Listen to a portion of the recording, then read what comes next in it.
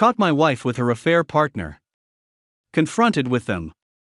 She is mad I told her parents every single detail of her cheating. I'm confronting my wife's affair partner today. I caught them and confronted her about the affair 3 months ago. She apologized profusely and told me she still wanted to be with me, wanted to save our marriage, counseling, etc. We've been in couples and individual counseling. She's outwardly told me all the right things, she loves me and only me, wants to fix things, doesn't want a divorce, etc. She gave me access to her phone, but told me she doesn't want to catch me sneakily going through it. She swears up and down that she's on the straight and narrow to repairing our broken trust. Except, she is still seeing him. I found out, and kept it to myself. I plan to serve her divorce papers tomorrow, but first I'm going to confront her AP to see what other lies she's been telling me. I know they've talked on the phone a dozen times since I found out and told her she had to go no contact. She swears she hasn't been in contact with him, but the phone records don't lie. They text almost every day. She's obviously deleting them from her phone, because I haven't seen them there. But she doesn't know deleting them on her phone doesn't delete them from her iPad. So at the moment, I'm sitting in a car outside of his house, waiting for him or his wife to leave for work. If he leaves, I'm going to follow him to where he works and confront him there. If she leaves first, I'm going to go knock on his door. Update. I'll start with last night. I got home from work, made dinner, and sat down to eat. My wife asked me how my day was. I relied, uneventful. That was the extent of it. We ate, played with the kids, and put them to bed like everything was normal. She and I sat down in our bedroom to watch TV, and she said nothing. For like 2 hours. Finally, after our shows were over, she spoke. I'm going to bed. And that was it. No confrontation. No discussion. Nothing. She went to bed and I stayed up playing video games for another couple of hours before I went to bed myself. I slept like crap and finally woke up at 5 a.m. The reason I wanted to serve her today was that we had a marriage counseling session over the lunch hour. I had already read our therapist in on what I intended to do, so when we sat down and started the session, I didn't wait. I talked to AP yesterday.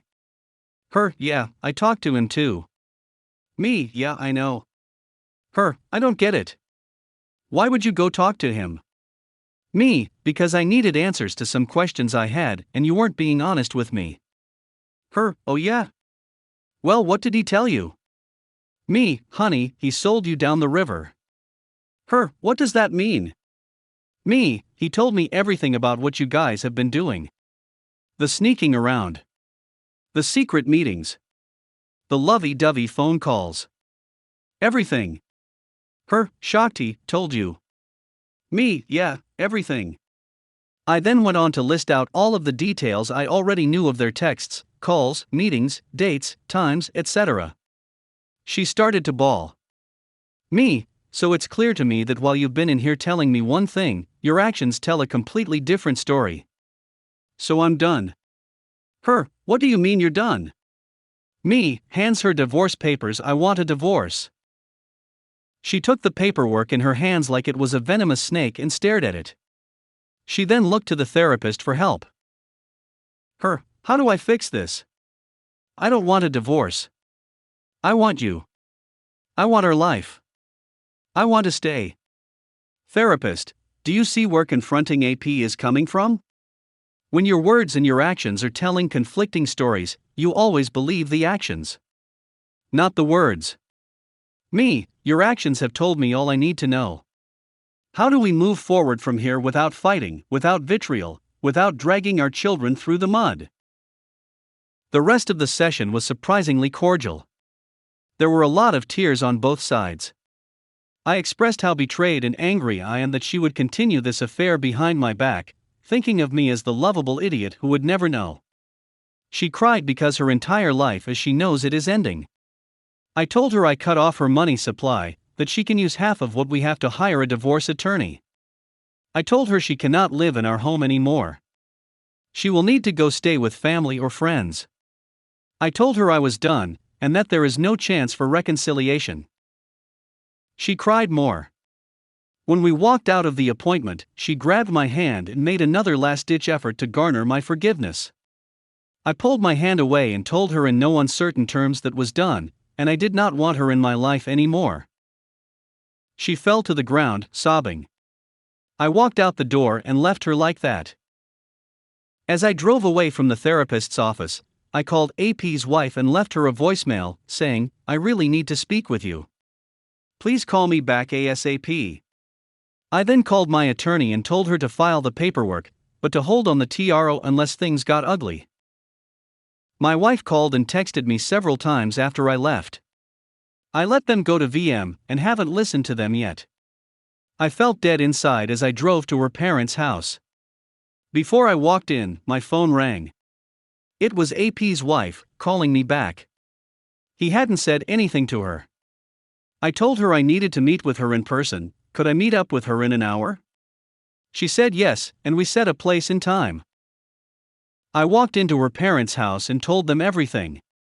Her mom started to bawl immediately. Her dad sat there, stone-faced.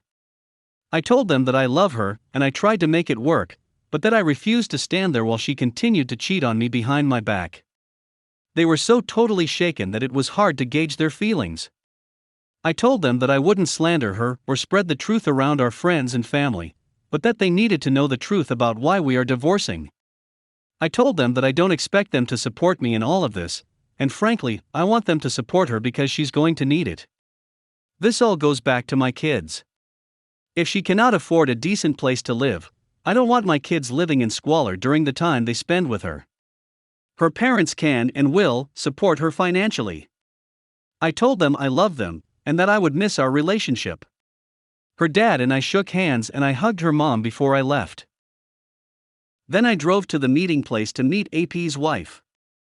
I'm sitting in the car now, waiting for her to show up. I plan to tell her, show her the video if need be, and let her make the decision on how to proceed from there. If she needs me to be a source of emotional support, I will offer that. No one should have to suffer through this alone. So that's been my day. I still have to meet with AP's wife, pick up my kids from school, and change the locks on my house. I have a security system set up at home, so if she chooses to steal or damage anything, it will be on video. She knows that too, so I'm not too worried about it. More to come. Update. So shortly after I posted my last update, AP's wife showed up to our meeting place. I could tell she knew something was up as soon as I got out of the car. She tried playing it off, friendly-like, but I could tell she knew something was up. I told her, I have something I need to tell you. It's not going to be fun or easy to hear, and I'm sorry that this is happening to you, to us. My wife and your husband have been having an affair. She started to sob immediately. I had to continue. I found out about it 3 months ago. At that, her head snapped up and she had rage in her eyes.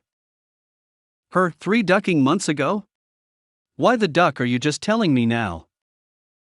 So I had to explain how I found out, what I did when I confronted my STBXW, and how we were going through marriage counseling to save our marriage. She listened, nodding until I got to the part where I found out that they were still seeing each other. Then she started crying again. Look, I have to stop here for a second. I'm crying now as I write this. I feel awful just putting this out in the world, like I'm spreading someone else's misery around. She did nothing to deserve this. Truth be told, I feel absolutely horrible about telling her. She had no idea. She told me she was wondering why I called her, and she figured it was something bad about her husband. But she had no idea that the affair was going on, that it was happening with my wife, that I had caught them, or that they had continued the relationship after being outed. Her entire world was crushed. And then I asked if she wanted to see the video. I have to laugh, actually. She thought I had a Zex video of the two of them, and at first was disgusted that I would even offer to show that to her. No, I responded, I met with AP yesterday and confronted him about all of this, and he admitted to it. I have a video of our conversation. She thought about it for a moment and said that she wanted to see it. I had taken some time yesterday to edit the video down, since it was roughly 20 minutes of him hemming and hawing and lying and denying things. I had edited a few choice pieces into a roughly 60-second clip, which I played for her. In it, he apologizes to me, tells me he ducked up, and shares a few more details about their ongoing relationship. She started crying again as soon as I hit play, and she saw his face, and I stopped it and asked if she was sure. She was, and I let the video play out. At this point, there wasn't much more to say. I told her how sorry I was to be the person telling her. She thanked me for opening her eyes. I told her I knew exactly how she felt, because I was feeling the same things 3 months ago when I found out. I told her that if she needed to talk, if she needed to vent, if she wanted to scream obscenities, she could call me, and I would be there for her. She thanked me, we hugged, and left it at that.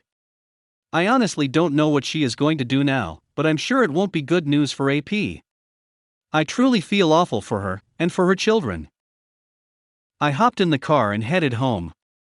My phone had been blowing up during our conversation. My STBXW had been trying to reach me since I left her earlier today. I had checked the security footage at home, and she hadn't been home yet, so I headed there. When I got there, she was sitting in the driveway smoking. As soon as she saw my car, she started screaming. "You told my parents? You low-life piece of crap." I hit record on my phone and stuck it in the front pocket of my shirt so I could get it all on video. I got out of the car in the driveway, she was blocking the garage, and answered her, "Yes, I did." They deserve to know the truth about why we are divorcing. I didn't lie or make anything up. I told them the truth, and I told them that they should love and support you through all of this. Took the wind right out of her sails. She went from rage to being a bawling mess in seconds.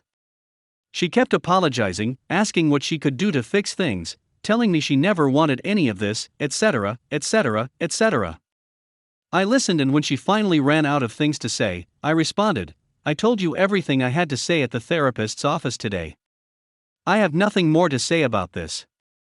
I'll pick up the kids from school and feed them dinner. You're welcome to get some things, but you cannot stay here tonight. I suggest staying with your parents." At this, she got angry. "You can't keep me from my children." "No," I responded. "I don't intend to keep you from our children. But given the state you are in right now, I don't think it would be a good idea for them to see you like this. I'll tell them you went to stay with Graham and Gramps for a few days, because Gramps has been sick and Graham needs some help around the house. They will understand that, and they won't question it. But we need to decide how, and when we are going to tell them about this, and it needs to be before the end of this week." She started sobbing again. My heart broke for her in that moment. I saw the woman I loved, the woman I married, the woman I pledged to spend my life with, raw and emotional and lost and hopeless. I hugged her and told her I was sorry that this was happening, but that this was the result of her decisions, and that I would no longer stand by and be married to a woman who would treat me like this. We stood there and embraced for a long time, her crying into my shoulder in the driveway. Finally, she pulled away and tried to kiss me. I pulled back and said, "That's not going to happen." She broke down again, and I turned and walked into the house. I went into the kitchen and fixed myself a very stiff drink. After 20 minutes or so, I heard her come into the house. She quietly went to our bedroom, and I could hear her packing a bag. I stayed in the kitchen, and she found me there with her suitcase packed. "I hope you're happy," she told me. "I'm not happy at all," I responded. "I didn't want this. I wanted you. I wanted us. I wanted a wife who would love me and treat me with kindness. And instead, I got this. So no, I'm not happy at all." She screamed at me, "Then why are you doing this? Why are you throwing away everything we have?" "I'm not," I responded. "You threw all of this away when you went back to AP. Now I'm just cleaning up the pieces." She screamed a few more choice obscenities at me, but I wouldn't rise to take her bait. When she realized I wasn't going to engage with her, she left, slamming the door so hard it knocked a picture frame off of the wall in the back hallway. I heard her screech out of the driveway, and she left. I finished my drink and replayed the video of her screaming and cursing at me. If things get bad, I've got enough video evidence to keep myself protected legally. I picked up the kids after school and brought them home. I explained that Mom is going to be staying with G for a few days. The kids were sad, but didn't ask questions. We played, ate dinner, and they are getting ready for bed. I haven't heard from STBXW, AP or AP's wife in several hours. The house is going to be very quiet once the kids go to bed, and frankly, I may sit here with my bottle and just pour myself a few more drinks before bed. Update. Hey r/surviving infidelity, I've had a lot of people reach out to me in the last several days looking for an update. I apologize, I've been swamped with work and by the time I get home, I am focused on the kids to the exclusion of everything else. That said, a lot has happened and I could use your advice/input. I've mentioned already that I talked to AP's wife on Friday. She told me she is not ready to end their marriage and that they are staying together and are going to try and make things work. They are in counseling. They have children together, and I don't begrudge her trying to save her marriage. I did the same thing when I was in her shoes. Their kids don't know. I wish them nothing but the best, and I hope they are able to work things out. She asked me not to contact her while they work on things, and I fully intend to respect her wishes. I hope they can salvage things. My wife and I had another therapy appointment on Friday, where we exclusively discussed how to tell the kids. She told me that doesn't want to get divorced. She begged me over and over again not to go through with this. I told her that she made the decision for me when she went back to AP after I told her not to. She told me they hadn't slept together again after I found out lie, and that she didn't discuss the details of what she and I were going through lie. When I confronted her with what I knew again, she broke down and told me she knew what she was doing was wrong, but she didn't think about the consequences, just that she needed someone to confide in, AP, because she couldn't talk to anyone else about it. You know, like me. Her husband. Who she was supposed to be trying to work things out with. Even when I consider forgiving her and giving it another shot, I just keep going back to the lies and deception. She just keeps digging her hole deeper. Lying to me about sleeping with AP again, lying to me about what she told him. It comes so naturally to her that I know I can never trust her again. The lies just roll off of her tongue as if she believes they are the truth, and if I weren't so informed, I'd believe her. But I know better. So even in the moments where I want to embrace her, kiss her, and tell her everything will be okay, I remember her lies, and it keeps me focused on moving forward separately. Anyways, we told the kids Friday night. It was awful. They totally understand what is going on and they are a mess. They are mad at her for having a boyfriend and mad at me for leaving Mom. She really did not want me to say that she had a boyfriend, but I was resolute on that part.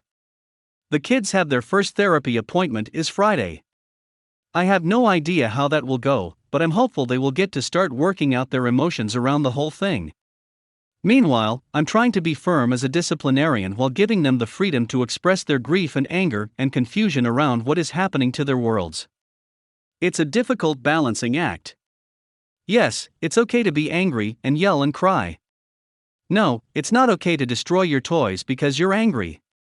Crap like that. STBXW came back to the house Friday night and for the time being, we are cohabitating until we come up with a plan for who is moving out and when. We will have to sell the house. I can't afford to keep it and pay child support and pay alimony, regardless of how much that turns out to be.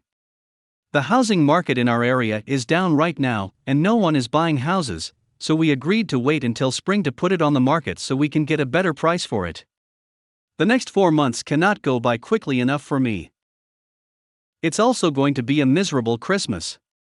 I can't even bring myself to put up decorations, as trying to celebrate something right now seems completely foreign to me. I'll do it. I want the kids to have as normal a Christmas as they can possibly have. I just need to find the time and mental bandwidth to drag the tree out of storage and put it up. She's sleeping on the couch. As much as I want to be the bigger man on this and give her our bed, I can't bring myself to do it. I put a lock on the bedroom door and lock it in the morning before I leave the house so that she cannot get in there and mess with my things. For the moment, she's using the guest bathroom and keeping some clothes in a suitcase. Call it petty. Call it a crap move. Call it whatever you want. She left me, and I'm going to sleep in my bed at night and let her suffer on the couch. So that's where we are at right now. It's not a super detailed update, but it covers the basics of what has gone on over the last several days. The house is relatively peaceful. She's barely talking to me, much less screaming or throwing a fit. The few things we do discuss are kid-related, and are brief and to the point. I'm sure there is more going on under the surface with her, there always is, but for now she's being amicable. Update. First, just be assured that everything is still cordial, respectful, and genial. Tension ran high for the first week, but it's come down considerably as we all settle into our new normal. Frankly, it gives me hope that we can continue to settle things amicably, as we've generally been respectful to each other throughout all of this. I know it's hard to believe, after everything she put me through, but she's being pretty straightforward and honest about everything, and I've been steadfast in my resolve, well, with one notable exception, to continue forward. Second, putting up the Christmas decorations was awesome. The kids had a blast with it. We played Christmas music, we put on Christmas movies, and we didn't take anything too seriously. STBXW got in on it too. Since she's still living in the house, I couldn't exactly keep her from helping. She oversaw the kids putting ornaments on the tree while I hung lights up outside. I came in and we all had hot cocoa and watched Christmas Vacation. I sat on one side of the kids, she sat on the other side. In previous years, we would have cuddled up on the couch together to watch the movie, but I wasn't about to do that. Third, the kids' therapy is going well. The first meeting was honestly a lot of paperwork and get-to-know-you stuff. We got into things a little bit, but the kids were shy and unclear about how it was all going to play out. I think that having me and STBXW in the room also put them on guard a little bit. The second session apparently went a lot better. We started session number 2 all together talking, and then the therapist asked if we could step out for a little bit. We waited outside of the room while the therapist and kids talked. Then after about 15 minutes we went back in and the kids shared what they had discussed. They expressed a lot of sadness and uncertainty, told us they didn't want us to get divorced, and told us that they didn't want to live in separate houses. Here's the fun part. STBXW started crying and said, "I don't want that either." As I sat there open-mouthed, all I could say was, "Are you kidding me?" I stopped myself from going further. I nearly blurted out, "Then you shouldn't have ducked around on me." But I didn't. Then, like a dummy, I chimed in, "I don't want that either," but it felt like I was just tagging on to what she said. Then I turned to the therapist and asked if we could speak to her alone before we left.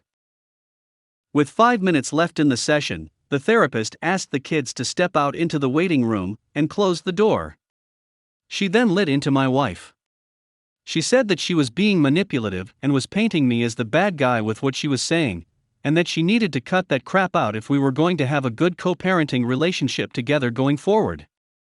She said that if my wife truly didn't want to get divorced, then she would have thought about the consequences of her actions while she was having her affair.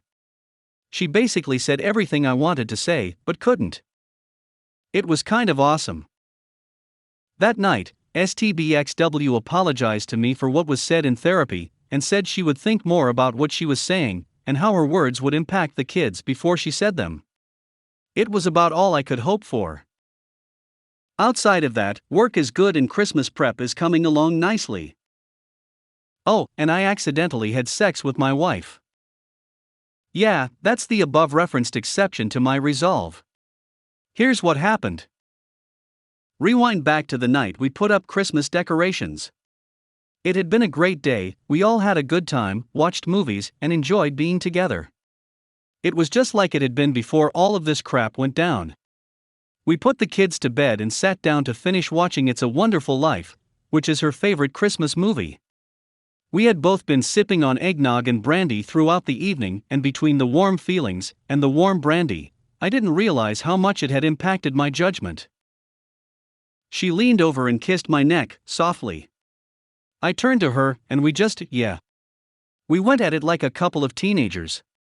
I wish I could say that I wasn't thinking to myself, don't do this, but I thought about it. I just went against my better judgment and did it anyways. It had been so long since she and I had been together, I know I wasn't in my right mind. That said, it was great, we both had a fun time. But as I lay there afterward, I just started to get disgusted with myself for doing it. After all of this time, after all of her betrayals, after all of my good progress, I just duck. I'm still pissed at myself. And now I've got to deal with all of the fallout from this. I told her that night that it didn't change anything between us, that I still want a divorce. I told her it couldn't happen again, and that we weren't going to go back to the way things were. She agreed, she said she agreed, but who the hell really knows with her? I haven't had a chance to discuss it with my therapist or with our marriage counselor, who we are still meeting with. And I've got to go get an STD test, because I don't know if she picked up something from AP or not. I don't have to worry about a surprise pregnancy, because I had a vasectomy several years ago, but the rest of it just absolutely boggles my mind. How I could have been so stupid and let my guard down. I'm sorry to disappoint anyone here with what happened. I'm imperfect. I'm pissed at myself. And I'm not going to let it happen again. Update. Has been a long time since I even thought about posting here. I was browsing Reddit on my main profile last night and came across something that reminded me of this profile, and thought I'd pop in here to give an update. I was honestly surprised to find dozens of unread messages from people wanting to know how things turned out. I apologize for not responding earlier, but it's been a difficult year, and I'm still packing a lot of this away. Let me start out by saying that my wife and I ultimately decided to stick it out. Yes, I know that will disappoint a lot of you. I know that I struggled with feelings of disappointment in myself for most of last year. We are not back to 100%, nor do I know that we ever will be, but things are certainly better. To get to this point took about 9 months of intense therapy, both individually and together, along with therapy with our kids. We both had to be willing to forgive and move on. Frankly, I consider it to be something of a miracle that we made it this far. Here's how all of that went down. After my last update, I made it clear that we wouldn't be sleeping together again. We continued to go to couples therapy, and she really started to open up about what she was thinking and feeling, and what led her to reunite with AP. At some point, probably in March, it became clear to me that something had changed in us both. We weren't going through the motions, we were honestly expressing ourselves to each other. She had deep-seated fears of becoming lost in being a wife and mother. She wanted something that was missing and tried to get it outside of our marriage. Don't get me wrong, I wasn't falling for a con. I truly believe she was lost and looking for something she was missing. Yes, she should have looked for it with me, but she didn't. I have forgiven her for that. I expressed all of my hurt, pain, and how shattered my trust had become. I was fearful of getting burned again, and honestly, I still am to a point. I know it could happen. Really, anything can happen. But I've given up on my need to control things, and have handed it over to my faith in her that she will never do something like this to me again. It's not just that, I derive a great deal of inner peace from having a plan. That's just who I am personally. I have a need to plan and work through details, and doing that gives me comfort. I know what I would do if I ever started to question her loyalty, or found evidence of her cheating again. That plan gives me strength, and allows me to put the hurt out of my head. For months, her cheating and lying was all I could think about. Now, I rarely think it anymore. She has not spoken to, reached out to, or checked in on AP in over a year. I know this because I have access to her phone, laptop, and Facebook messages, which she agreed to allow me. For a while, I was tempted to check her stuff every single day. It was hard not to want to go through every single message and question who she was texting and why. But with time, my desire to check in on her subsided. I always made sure that I did it randomly and without warning, so I could catch her if I needed to. I haven't done that in probably 2 months now, and I don't think I'll do it again unless something makes me suspicious. Again, therapy helped considerably on that front. I have not spoken to AP or his wife since I last reached out to her in December of last year. Frankly, I'm fine with that. I can see on Facebook that they are still married, but I don't dwell on it or check it often. I've set her profile so that it doesn't show up in my newsfeed, and I honestly think the last time I checked it was 3 to 4 months ago. I don't care what happens to them anymore. We sort of separated ourselves from the group of friends we were running with and made new friendships. I don't think that the old friendships were outright toxic, but those couples had different priorities that did not align with who we wanted to be as a couple. They were very social and outgoing in a way that was okay with drinking to excess, doing drugs, bragging about money, and social positioning. They were nice people, but ultimately not who we wanted to spend our time with. Our new group of friends is great, still social and outgoing, but without the excessive drinking and drugs, more focus on family and a more positive atmosphere all around.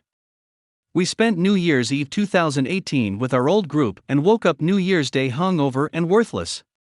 We spent NYE this year with our new group and still had a great time, but got home with the kids early enough that we were able to enjoy ourselves and our kids on NYD. Our kids know that we are staying together. We decided over the summer, June, July, to put the divorce proceedings on hold. It was originally scheduled to be done in March/April, but we decided early to push it back. Going through the list of our belongings and trying to decide who got what was really tough, and I honestly think it also contributed to both her willingness to open up and make things work, and my willingness to give it another shot. We told the kids we were no longer going to get divorced, that sometimes mommies and daddies need to work through hard things, and that we were going to keep trying to work through this. She moved back into our bedroom in August, and I took the lock off the door. Life is not perfect, but it's better. And it keeps getting better every day. She expressed to me on Christmas how sorry she is for everything that she put me through, and how she will keep trying every single day to rebuild my trust and love. I do love her, probably now more than ever. I understand now how couples can make it through something like this. We planned a family vacation together this spring, while the kids are on spring break from school, and I think we are all really looking forward to it. We still meet with our couples therapist weekly and are both still doing regular, not weekly, individual therapy outside of our couples session. Our marriage counselor told us that she's amazed at how we have handled this, and how we keep doing the work to heal the fractures in our marriage. It wasn't easy for a long time, but it's easier now than it was. I want to be as clear as I can be on what we did to heal. I know that the rest of this post is somewhat vague, but I want to be crystal clear on what we did to make it work. Maybe this will help someone else. I'm no expert, this is just what worked for us. Therapy, individual and couples therapy on both sides. Therapy helped me understand my shortcomings as a man, as a husband, and as a father. It helped me find clarity and peace in myself and helped me regain a sense of confidence I lost when my wife cheated on me. Her individual therapy helped her identify and deal with her own shortcomings as a wife and mother. It helped her decide if she really did want reconciliation, or if she wanted to go on her own way. Once she decided she wanted to reconcile, our couples therapy helped us figure out what the path to that was and what our lives would look like on the other side. We both committed to working towards that common goal. We bought in, fully, and did the work outside of therapy to rebuild our relationship. This included radical honesty. When I was feeling something, I told her. When she was feeling something, she told me. We didn't keep our feelings inside, we expressed them, and when she was telling me, I put aside all of my distractions and really listened to her. She did the same for me. Daily check-ins. Every night after we put the kids to bed, we would sit down and check in with each other. How was our day? What was our plan for the next day? How were we feeling about each other? These conversations were difficult at first, but became second nature with time. Now, I look forward to our nightly check-ins, and I know they have had a significant positive impact on our relationship. Asking each other questions. This was kind of like we went back to the phase when we first started dating. Look, she and I have been together for a long time, and we are not the same people we were when we first started dating. People change, the question is whether or not the people we are now are people who can still be together in a healthy marriage. I found a list of questions online that ranged from, what is your favorite color, and what would you do if one of your parents died right now? We went through the list. Then we found another list. And another one. It's become kind of fun rediscovering who she is. Acts of service. I'm not a super religious person, but we found a Christian-based guide to repairing a marriage after infidelity that included doing acts of service for your partner. This ranged from simple, writing them a note, doing a chore that they were responsible for, sending a message in the middle of the day, to more extravagant things, date night alone, buying a thoughtful gift, taking a weekend away together.